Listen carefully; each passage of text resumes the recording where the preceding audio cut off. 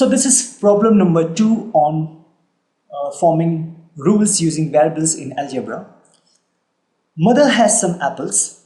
She gives some apples to guests and family members. Still 5 apples remain. So after distributing apples among family members and guests, she still has 5 apples. If the number of apples mother gave away is P, it is a variable. We are just assuming that if I give away P to someone, how many apples did she initially have? So it's clear that mother has distributed apples among guests and family members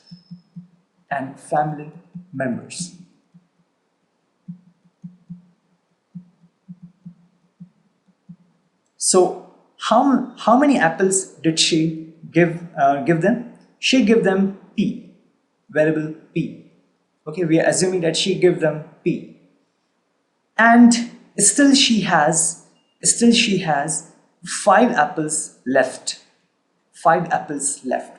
So if she gave away 5 apples, if she gave away P apples and still has 5 apples left, that means P was given away, 5 she still has. So initially she had these many apples. P plus 5 is the number of apples she initially had. So now, what's the second thing that we have to mention?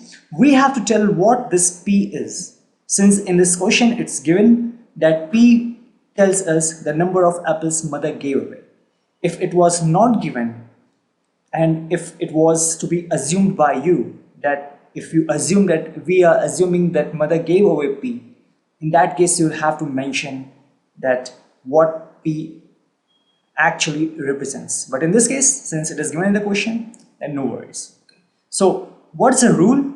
The rule is P plus 5. She initially had P plus 5 apples.